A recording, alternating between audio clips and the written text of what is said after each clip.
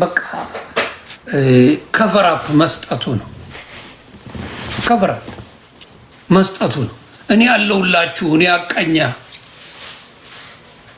አንድ ኦርቶዶክስ አንተ ቤት ገብቶ የሚወያየል እውነቱን ልንገር ዜዝ ኖባዲ የምጠቅም ሰው አይደለም። እካክነ እግዚአብሔር ምስክሬ እንዳንተ አይነት መሀይም ዶማ እኔ አይቼ አላቅም። ሶሻል ሚዲያ ላይ ሰው ሶሻል ሚዲያ ላይ ስታይል አይቀይርም፣ አይማርም፣ አይለወጥም። የሆነ የሚለወጠው ነገር የለም። ለውጥ አያመጣም። እንዲህ አይተናል እኮ እነ ቤታዮ ተለውጠው አይተናል። እነ ጂጂ ተለውጠው ሌሎችንም አመጣላለሁ። ብዙ ሲሳደቡ የማይረባ ነገር ሲሉ የነበሩ ሰዎች ተቀይረው ስታይል ቀይረው ሰዎች እየወደዳቸው ተቀባይነት እያገኙ ሄደዋል። ብዙ ሰዎች አንተ ግን ሁልጊዜ በቅናት እንዳበድክ ሰው ይኸው ጌም ተጫውተ ለመጫወት መጥተ ተዋርደ የምትሄድ በጌም ገንዘብ አልሰጣችሁኝም ብለን የምታብድ ሰው አንተ ነህ። አየሁ ክርስቲያን ነኝ እያለ ይጫወትባቸዋል። ና እኔ ምንድነው ሃይማኖትም በደንብ አድርጌ ያለው በደንብ እፈትሻለሁ፣ ሀሳብ እሰጣለሁ። አይቼዋለሁ። ሁሉንም ሃይማኖት ሊሸውደኝ የሚችል የለም። ሁሉንም ሃይማኖት አይቼዋለሁ እግዚአብሔር በሚያውቀው። ከኦርቶዶክስ ወጥቼ እስልምናን አይቻለሁ። ከኦርቶዶክስ ወጥቼ ማንን አይቻለሁ? ፕሮቴስታንትን አይቻለሁ። ባየሁት ነገር ለኔ እውነት የመሰለኝና እውነተኛው ነገር ይሄ ሶሻል ሚዲያ ላይ በምን ለማጥቃት በጥላቻ የሰከረ ማንነት ያላቸው ስለ አንድ ሃይማኖት ካላወሩ ህይወት የሌላቸው ሁሉም እያልከው ሁለት እምነቶች አይቻለሁ። አንደኛው ፕሮቴስታንት ነው፣ ሁለተኛው እስልምና ነው። ሁሉም እያልኩ አይደለም።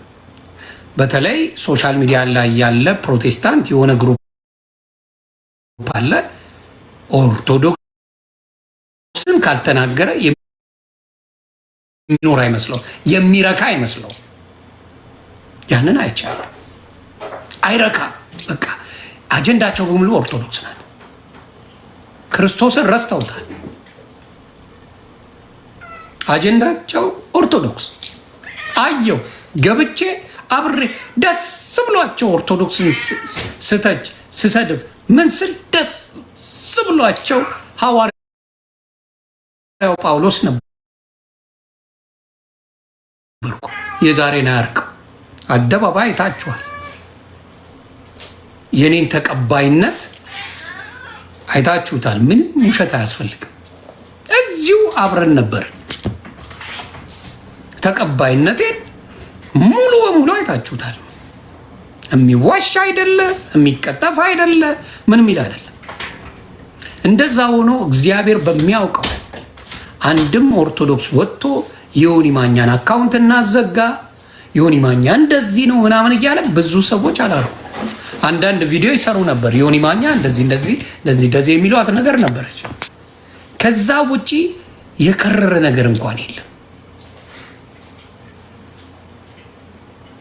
ምንም ቤተሰብ አልተነካ፣ ምን አልተነካ። ይኸው አይታችኋል። 8 ወር የሚክድ ሰው የለም። ከዛ ሊያቀውሱኝ በምንድን ነው ሊቀውስ የቻለ? ዮኒ ማኛ አንዱ ኢየሱስ ክርስቶስ መንፈስ ነው ስጋ የለውም ይልሃል። አንደኛው ስጋ ያለው መንፈስ የለውም ይልሃል። አንደኛው ምንድነው ጥምቀት አያድንም ይልሃል። ጥምቀት ለመዳን አይደለም ይልሃል። አንደኛው ጥምቀት ለመዳን ነው ይላል። ተናግሬ ያለው በሀቅ ነው። አንደኛው እግዚአብሔር አያስፈልግም ከዚህ በኋላ ኢየሱስ ክርስቶስ ነው፣ ስላሴ የሚባል የለም ይልሃል። አንደኛው ስላሴ አለ ይልሃል። ምን ይልሃል? ፋሽን። እኔ ደግሞ ከመጠየቅ ወደኋላ የምል ሰው አይደለሁኝም። እጠይቃል። የሁሉንም ሰምቼ ፕሮቴስታንትነት በ47,000 እንደሚካፈል አውቄ ተገንዝቤ አይ እኔ 47,000 ማምለክ አልችልም፣ እኔ አንድ ሰው ነኝ ብዬ ያው ወደ ነበርኩበት ተመለስኩ። ከ47,000 አንድ ኦርቶዶክስ ትሻለኛለች። ብሞትም ብጸድቅም ባልጸድቅም ግልጽ አድርጌ ነው መለቅ፣ ብጸድቅም ባልጸድቅም ኦርቶዶክስነት ትሻለኛለች። ልክ ናት ብዬ አመንኩ። የሚያቀዣግብ የሚያወዣግብ እብድ የሚያደርግ ማንነት የላትም። ቤተ ክርስቲያኔ እንዳስተማረችኝ ብሎ ያስተምራል። ኦርቶዶክስ ጋር ስትሄድ እዛ ስትሄድ ይኸውልህ እዚህ ጋር የሚለው እኮ ብሎ በራሱ ይፈታልሃል። ምንም የትም መሄድ አያስፈልግም። ማን አስተማረ የሚታወቅ ነገር የለም። እና ይሄ ነገር ለይቶኛል። ከእስልምና ለእኔ ቅሬታ ካስነሱት በግልጽ ነቢዩ መሐመድ ጉዳይ በምን ነቢያቶች በሙሉ እኩል ናቸው። እግዚአብሔር የመረጣቸው ናቸው። ነቢዩ መሐመድ የመጨረሻ ነቢይ ስለሆነ ምን የሚለይ ነገር አለው? ምን የመጨረሻ ሆንክ የመጀመሪያ ነቢይ ሆንክ? በነቢያት መካከል ልዩነት መፍጠር በራሱ ምንድን ነው ማለት ነው? ሐሰተኛ ነህ ማለት ነው። በነቢያት መካከል የሚለይ ነገር የለም። ነቢያቶች በሙሉ መልእክት ነው ለእኛ ሊሰጡን የመጡት። አከተመ። የተለየ ነገር አለው ብለህ ከመጣ ችግሩ ያለው አንተ ጋር ነው። ነብዩ ሞቷል፣ ወደድክም ጠላህም። ከሞተ በኋላ አንተ ግን እሱን ከቤተሰብ በላይ ያልወደድክ አላህን አልወደድክም ካለ እሱ ጋር ነው ችግር ያለው ማለት ነው። ማን አንተ ነብይ ነህ፣ መልእክት አስተላለፍ፣ ሞተሃል። ነብይን ከቤተሰቤ በላይ የምወደው ነብይ የለም እዚህ ምድር ላይ። አምላክን አዎ ነብይ አምላክን እንጂ ነብይ ሆኖ ከማንም በላይ አብልጠው ውደደኝ ካለ አንድ ነብይ ምንድን ነው ማለት ነው? ቁማርተኛ ነው ማለት ነው። በኔ ነብይ ነህ፣ ምንም አታረግም አንተ። መልእክት እንጂ የምትቀበለው ከራስህ የምታረገው አቅም የለህም። ስለዚህ ከማንም አስበልጬ ልወደህ አልችልም። እናንተ ጋር ያለው ችግር እሱ ገባ። ነብይ በፍጹም ከማንም በላይ ከነብስ በላይ ነብይ አይወደድም። ኢምፓስብል። ስለዚህ ይሄኛውን ስረዳ ምንም ነገር ላይ ስትጠራ አርገው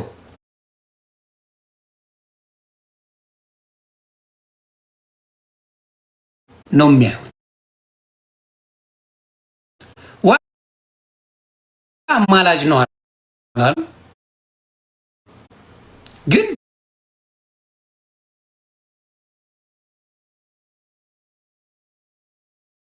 በማንኛውም ነገር ላይ ነብዩ መሐመድ አለበት። ነሳ የመጀመሪያው የምትታጠበው የቀኝ አካልህን ነው። ከዛ ይግራህን፣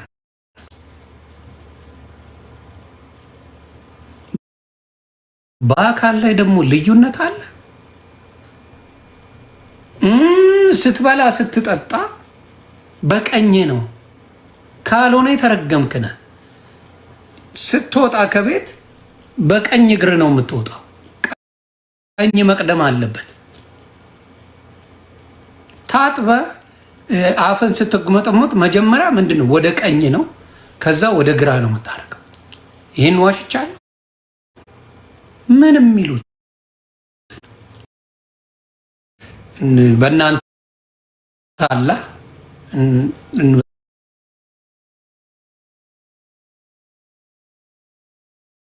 በለው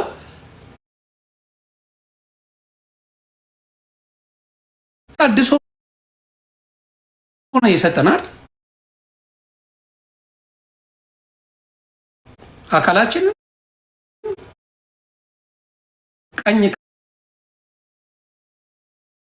ከግራ የሚል ኃይለኝነት ያለበት ነገር ይመጣል።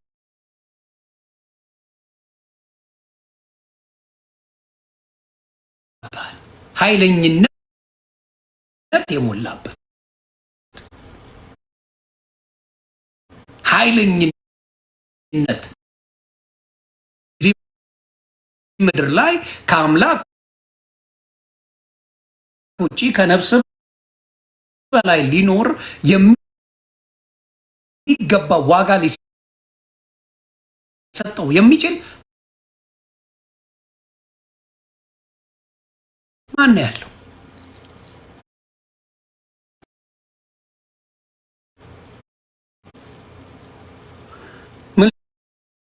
ለሰጠው ነፍስን የምሰጠለት ሰው የለም። ስለዚህ ችግሩ ምንድነው? ይሄንን ስትል ተሳደብክ፣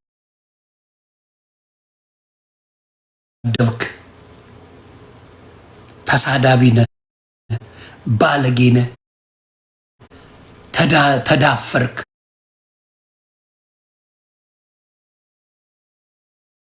ምን ተብለ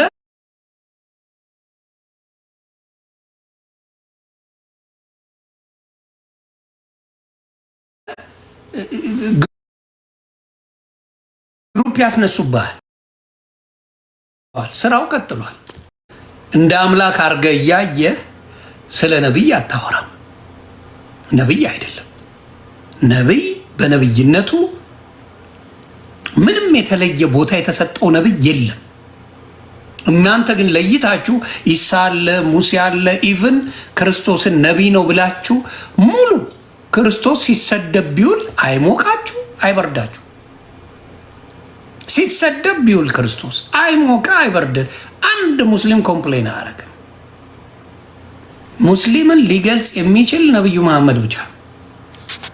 ስለዚህ ነብዩ መሐመድን በምንም መልኩ የተናገረ ከምድረ ገጽ መጥፋት አለበት። ይሄ ነው ትምህርቱ። ዋሻው ከምድረ ገጽ። ስለዚህ ነቢይ ከሆነ ምንድነው ላ ወጀባው? ምንድነው ላ ያዙ ይልቀቁኝ? ምንድነው ላ የሚባለው? ለምንድን ነው? ለምን ነቢይ ነው አይደል? ምን ስላደረገ ነቢይ ነው? ከራሱ አምጥቶ የሚያደርገው የለም። ነቢይ የለም፣ ከራሱ የሚያመጣው ነገር የለም። መልእክት የሚቀበለው ከአምላኩ ነው አይደል? ከራሱ የሚያመጣው አንድ ነገር ከሌለ እንዴት ነው በዛ ደረጃ ማንም የፈለገው ነቢይ ሲሰደብ ወይም ትችት ሲቀርብ ማንም ኮምፕሌን ሳያደርግ ነብዩ መሐመድ ሲደረግ ግን የሀገር እስላም ተጠርቶ ካልገደልኩ እያለ የሚዝተው ለምንድን ነው?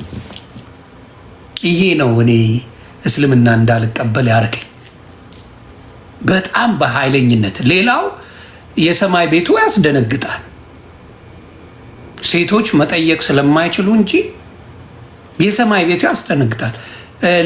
ለሙስሊም ሴቶች ትልቁ ስጦታቸው ባላቸውን ማክበር፣ ለባላቸው መሆን ነው። ያ ነው ገነትን የሚያስጨብጣቸው። ለሴት በእነሱ ለባሏ መታዘዝ፣ ለባሏ መሆን ነው። እሷን የጽድቅ ስራ ማለት ለባሏ ደሴ። ከዛ ውጪ ጀነትን አታየውም፣ ይናፍቃታል። ይሄ እውነት። ከዛ ላይ ቤት ደግሞ ያላችሁት እንደ ጥያቄ ነው የምጠይቀው።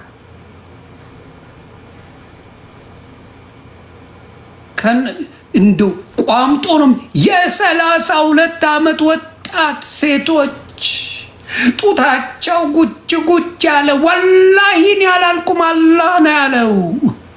ወላሂ አላህ ነው ያለውን ያላልኩም። ጡታቸው ጉጭ ጉጭ ያለ ስትነካው ደስ የሚል እሱ ይሰጣል ላይ ወላሂ። አሁን እንደው እንደ አንድ ሰው ልጅ እንደ ሰው ልጅ ስታይ ሌላውን ትታው እንደው አስቡት። እንደ ሰው ልጅ ሰማይ ቤት ጀነት የገቡ በአሁን ሰዓት እኮ ሙስሊሞች እየለጠለጡ አላቁጭ ብለው እያያቸው እንደው እግዚአብሔር ያሳያችሁ።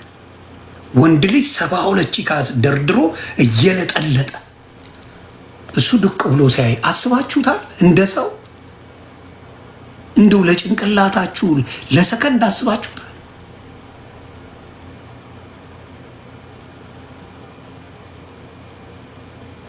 እንደው እንደ ሰው ብታይ አስበዋል? 72 ሴት ልምጥጥ እያደረጉ ጀነት የገቡት ሙስሊሞች በሙሉ ወንዶቹ ቺክ እያጫወቱ ነው። በአሁን ሰዓት እየለጠለጡ። ይሄ እንዴት ነው ጭንቅላታችሁ ሊቀበል ያልቻለው? እንዴት ሊሆን ይችላል ብለህ ታስበዋል? አየህ፣ የኔ ጥያቄ ያ ነው። ይሄ ነፍሳችን ነው የሚሄደው። ኢቭን በስጋ የሚነጠቁ ሰዎች አሉ። በስጋ የሚነጠቁ ሰዎች ሊኖሩ ይችላሉ። መላእክት እንኳን ጾታ የላቸውም ይላል መጽሐፍ ቅዱስ ሲናገር። መላእክት ጾታ የላቸውም። የስጋዊ ስሜትን ሙሉ በሙሉ ነው የሚተው። በቅድስና የተሞሉ ሰዎች የስጋዊ ስሜታቸው ይሞታል። ይሄ በየትኛውም ያለ ነው። በየትኛውም እምነት ብትሄዱ ምድር ላይ በጣም በመንፈስ በጣም ትልቅ ደረጃ የደረሱት ስጋዊ ስሜታቸው አፈር ከድሜ ይበላል፣ ይጠፋል። ይሄ ያለው እናንተ ግን ሰማይ ቤት ራሱ ማብረደ 72 ቺክ እያገላበት እየላጥቅ እኖራለሁ ብለህ ምንም ሼም የለም ምን ችግር አለው ትላለህ። ጭራሽ ምን ችግር አለ? ሁሉንም ይሰጣል። ምን ጣጣ አለው እያልክ የምትለው ነገር እንደው እንደ ሰው ልጅ ስታየው ትንሽ ያስደነግጣልና ያ ነገርን ሳየው ነው ነገሮች እንደማይሆኑ ያወቁት። ሌላው ምንድን ነው? አረብ ሀገር ለትምህርት መሄድ የለም። ዓለም ላይ ቆም ብላችሁ አስተውላችኋል? እስቲ እግዚአብሔር ያሳያችሁ። አረብ ሀገር ላይ ለትምህርት ትምህርቴን ልማር ነው ብሎ አንድ ሰው የለም። ቴክኖሎጂ፣ ማስተዋል፣ ማንበብ የሚባል ማንነት በብዛት ስለሌለ ቢኖር ኖሮ ሰው እዛ ነበር የሚሄደው። እውቀት የሚሸምትበት፣ እውቀት የሚያገኝበት፣ የሚመራመርበት፣ ትልቅ የሚሆንበት በብዛት እዛ እንዳልሆነ ማንም ታውቃላችሁ። የአረብ ሀገር ሀብታሞች ልጆቻቸውን አሜሪካና አውሮፓ ነው የሚያስተምሩት። ካያችሁ የሙስሊም ሀብታሞች አረብ ሀገር ያሉ የዱባይ ሀብታሞች ነው የተለያየ ሀገር ሀብታሞች በሙሉ የሚያስተምሩት ልጆቻቸውን የት ነው? አሜሪካን ሀገር፣ አውሮፓ፣ እንግሊዝ ነው የሚያስተምሯቸው ልጆቻቸው። ለምን? እዛ በቃ ምንም ነገር የለም። ዘይት አለ፣ ገንዘብ አላቸው። በዛ እንደ ሴቶች እያገቡ ያኖራል። ስለዚህ ቆም ብሎ መጠየቁ ጥሩ ነው። አንዳንዴ ቆም ብሎ ጥሩ ነው። ይሄንን ነገር ባለማስተዋል ብዙ ሰዎች ተሸውደዋል፣ ሰዎች ገደል ገብተዋል።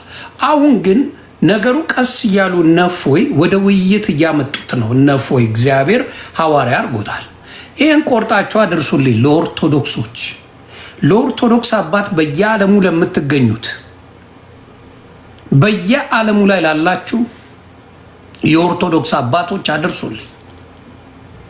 እፎይን የመሰለ ወንድም ስንት ሰውን ከሌላ ሀገር እያስመጣችሁ አሜሪካ፣ አውሮፓ፣ እንግሊዝ ሀገር ስትወስዱ ይሄንን ያህል መስዋዕት የሚከፍል ወንድም እንዴት ለአንድ ቀን አላሰባችሁት? ለአንድ ቀን የኦርቶዶክስ አባቶች በየዓለሙ ያላችሁ ጥሬን ይሄንን እፎይ የተባለን ሐዋርያ ዓለም ላይ ወይ አሜሪካ አምጡት ወይ እንግሊዝ ሀገር ወይ አውሮፓ ወይ ካናዳ አምጥታችሁ ቤተክርስቲያናችሁ እንዲኖርና በዛም ላይ ትምህርቱን እንዲያስቀጥል ሰዎች ወደ ሌላ እንዳይሄዱ ትምህርት የሚሰጥበትን መንገድ አመቻቹለት። ሐዋርያ ማለት ዝም ብሎ ኦርቶዶክስን መስበክ አይደለም።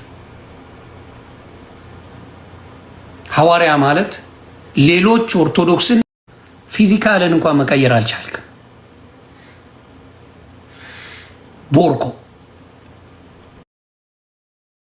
ፊዚካልህን መቀየር ያልቻለ መጠይቅ ወሸላን እንኳን ማየት አችልም። እውነቱን ልንገር፣ ወሸላን እንኳን ማየት አችልም። ዝቅ ብለህ ማየት አትችልም። ወሸላን ነው ማወራ። ሞት ይሻላል።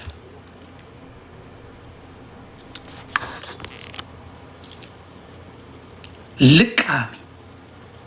ስለዚህ አሁንም የምለው ምንድን ነው፣ እናንተ ቁማሩን ለመጫወት አቅሙ አጠራችሁ። አቅሙ አጠራችሁ። ቁማር ፖለቲካ ለመስራት አቅማችሁን አጠራችሁ። ማንም አይሰማም እናንተ ቤት ገብቶ። ምክንያቱም ዊ ኦልሬዲ ነው። የሙስሊም ነገር ይበቃኝ። እኔ ስለ ገነት ካወራ በኋላ ይበቃኛል። ምን ፈጣሪ እኔ ስሸጉር ላይ ነው። ከዛ በኋላ እናቆማለን። ወሬ አያስፈልገንም። ዊ ዶንት ቶክ አባውት ኢት ዊ ዶንት አናወራም። 70 ምናምን ቺክ ይሰጣል ካልከኝ ጨረስን። በቃ ምንድን ነው የምታወራው? ስሜቴን ላረካ ነው እንደዛ የምሄደው?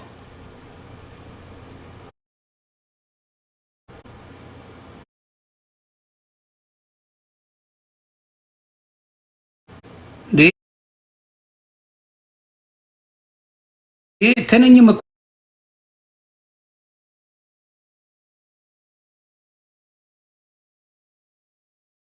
ይሻጉራል።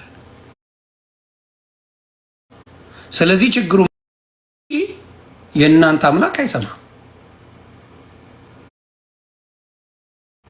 በሌላ ቋንቋ ብትለፈልፍ በአናተ ብትተከል ምን ብትል ብትሞት አይሰማም።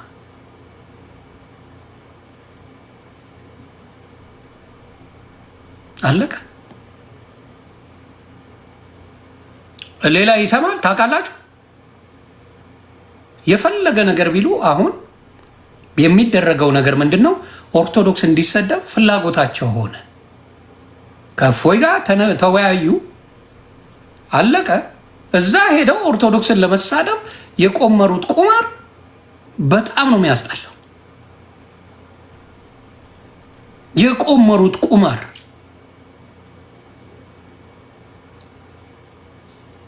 ያ ነው። ስለዚህ የሚፈራ የለም።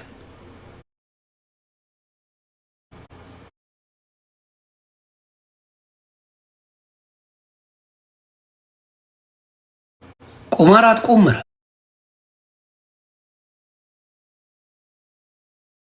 ስጭት ሳይሆን እውነትን ለማወቅ ፈልግ። እውነትን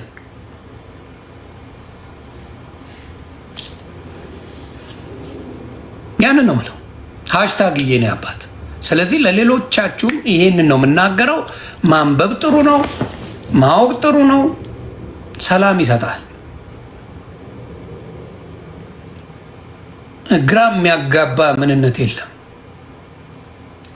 አንድ ኦርቶዶክስ ክርስቲያንም ሆነ ፕሮቴስታንት ብታመጣው፣ ዓለም ላይ ያለ ክርስቲያን ብታመጣ ሰማይ ቤት ሽጎር አለ ብሎ የሚያምነ አንድ የለም። that's the only religion እስልምና ብቻ ነው የሚለው። አንድም ሌላ ሃይማኖት ገነት ውስጥ ወይም ሰማያዊ ቅድስና ከተሰጠ በኋላ የሽጎራ ስሜት ሌላ የለም። there's nobody። እንዴት ሰው ልጅ ያንን እንኳን ሊያይ አይችልም? ያለ ዓለም ላይ ሌላ ሃይማኖት በሙሉ አለ። አንድ ሃይማኖት የለም ሌላ። ሰማይ ቤት ትለጠልጣለህ የሚል ትምህርት ያለው የለም። እውነቱን እነግርሃለሁ። ሉክረ እና ብዙ ፖለቲካ እንሰራለን ብላችሁ ኢምራንን ስታመጡ እኛ በዚህ በኩል ደግሞ ወጋ ወጋ እናደርጋለን። በነገራችን ላይ ክርስቲያን አይበሽቅም። ልንገራችሁ፣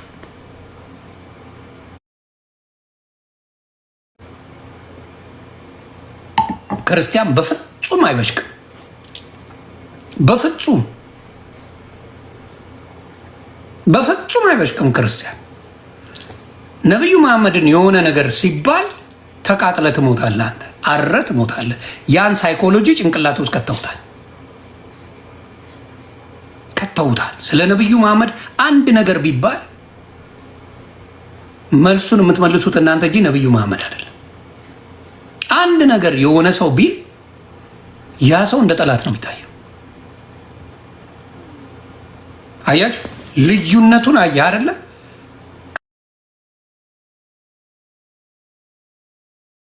ክርስትናን የፈለገ ነገር ብትል የሚበሽቅልህ የለም።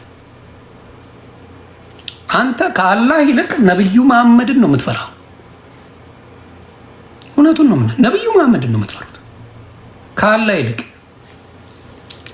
ነቢዩ መሐመድን አንድ ነገር ይባል በቃ ኮረንቲ ስትይዙ ትውላላችሁ። እና ይሄ ምን ያደርጋል?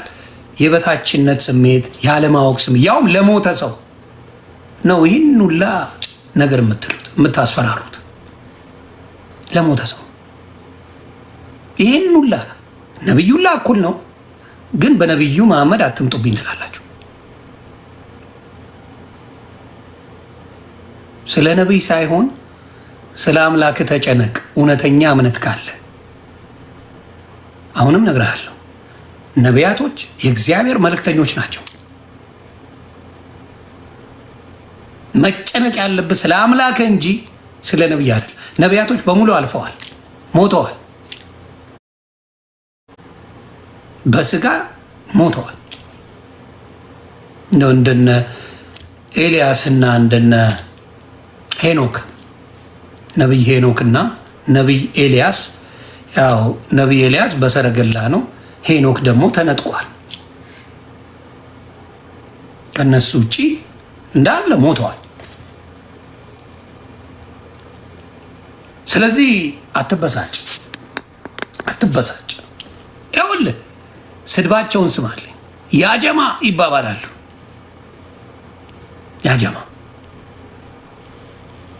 ያጀማ አወጀማ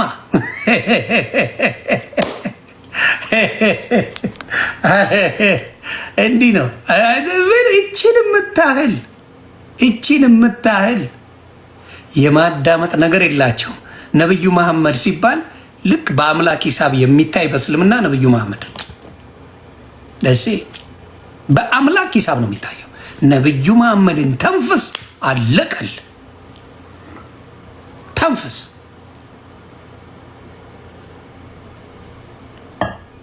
ግን ለምን ብሎ የሚጠይቅ የለም። ለምን ነቢይ እኮ ነው። ምን የተለየ አደረገ? መልእክት ነው የተቀበለው። የተለየ ነገር አላደረገ። ለምን ብሎ የሚጠይቅ የለም።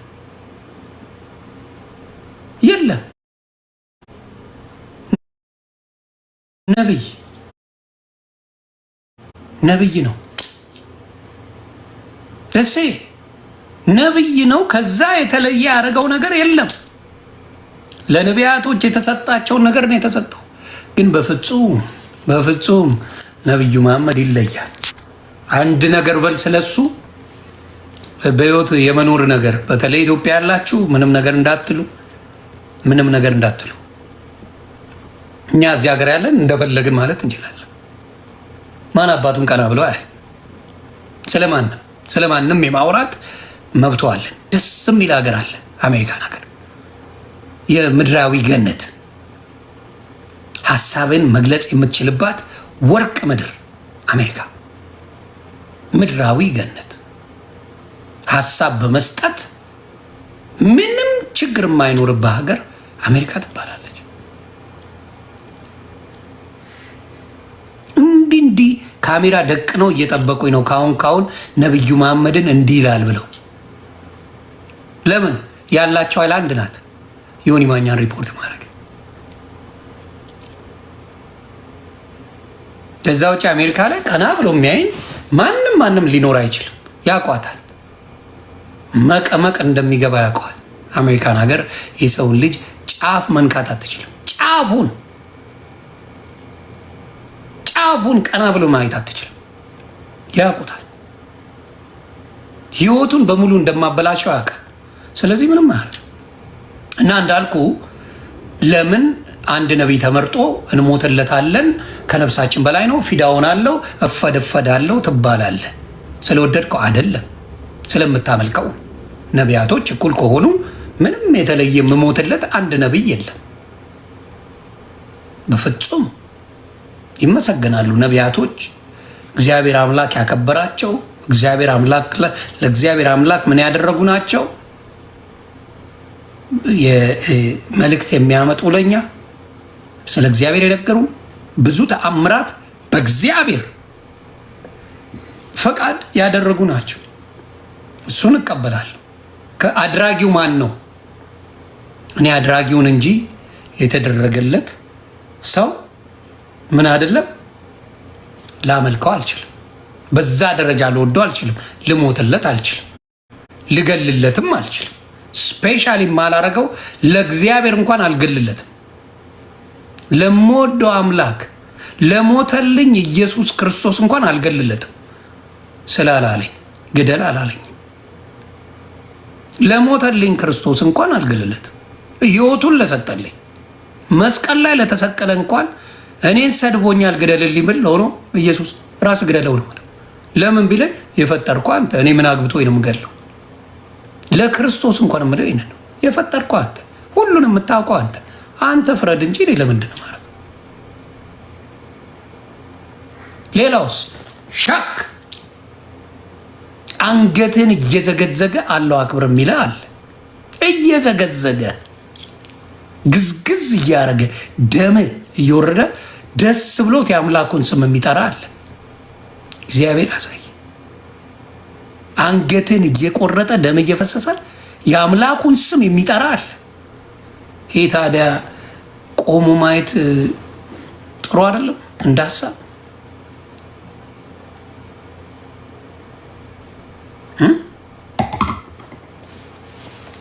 የሚያደርግ የለም። ይኸው በሙሉ አርሲ ላይ የሚታረዱት ምን አጥፍተው ነው? ምን በድለው ነው አርሲ ላይ ያሉ ወገኖቻችንን ጭርስ የሚያደርጓቸው? ኦርቶዶክሶችን የሚያርዷቸው፣ ቤተሰብ በሙሉ የሚጨርሷቸው ምን በድለው ነው? 100,000 ካሬ ሜትር ነው የወሰዱት። 100,000 ካሬ ሜትር የወሰዱት ሙሉ ቤተሰብ እየጨረሱ አርደው እየጨረሱ። ይሄ እውነት ሙሉ ቤተሰብ ገዝግዘው እያረዱ ይሄን አድርገዋል። ፍርድ አለ በሰማይ ወደድንም ጠለንም ፍርድ አለ በሰማይ። ናይጄሪያ ውስጥ 50,000 ክርስቲያኖችን ነው ያረዱት። ናይጄሪያ ውስጥ 50,000 ክርስቲያኖች ማረድ ደስታ ነው የሚሰጣቸው። ሁሉም እያልኩ አይደለም፣ ግን በዛ አይነት በክፋት የሚሄዱ ሰዎች አሉና እግዚአብሔር ልቦና ይስጣቸው።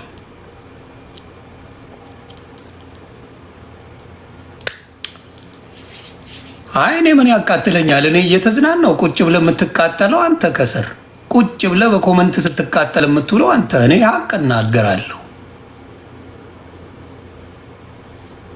ሀቅ እናገራለሁ። አንተ ቁጭ ብለህ ከስር ትቃጠላለህ። አንተ ቁጭ ብለህ ከስር ትላለህ። እኔ እውነት እነግርሃለሁ፣ ይህን ነው የምለው። እና አሁንም እዮዳብ ጉቶ ልሰራ ያልከው ፖለቲካ እኔ በሰከንድ ባዶ አደርጋለሁ። ለምን? መሀይም ስለሆንክ። ለምን? ባዶ ስለሆንክ በሰከንድ ባዶ ነው ማድረግ። ምንም የሚመጥን የሶሻል ሚዲያ ብቃት ችሎታ የለም። አንተ ቤት ገብተው እንዴት እንደሚያጥረገርጉ አይተናል።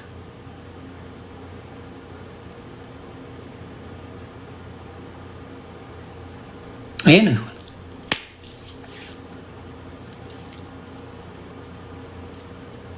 ተግባባን። ያ ለማንኛውም እውነት ሲነገር አያበሳችሁ፣ አትበሳችሁ፣ አትናድዱ፣ አታኩርፉ። ለሀሳብ በሀሳብ መልሱ፣ ሀሳብን በሀሳብ ተግባባ። ያንን ነው የምለው። ምን ይለኛል አንዱ ተማሪውን መጀመሪያ እንደናንተ ሰውን በገንዘብ አንገዛ። ኢምራን 20 ሺህ ሰው ነበር ማታ ለሽቀላ ነው ዛሬ ገባው። ፈርስት እስላም ነው። የት ሀገር ነው የምትኖረው? አረብ ሀገር ነው አይደል የምትኖረው? አብዲ የምትባለው በመጀመሪያ አንተ ግመል ነው የምጠብቀው አይደል? አታነብም። ግመል ጠባቂ ስለምን ሊያወራ ይችላል? አረብ ሀገር ግመል ለመጠበቅ ነው ሄድከው። ይቺን ነው ልል የምፈልገው። የምታውቀው ነገር የለም። ትምህርት አልታውቅ፣ ሃይስኩል አልጨረስክ። በብዛት ኢትዮጵያ ላይ በትምህርት ደረጃ ያሉትን ማየት ትችላለህ። አብዛኛው ህዝበ ክርስቲያኑ ነው ትምህርት ቤት የሚሄደው። ሙስሊሙ ንግድ ላይ ነው እንጂ ትምህርት ብዙ አይወድም። እውነቱን ነው የምነግርህ።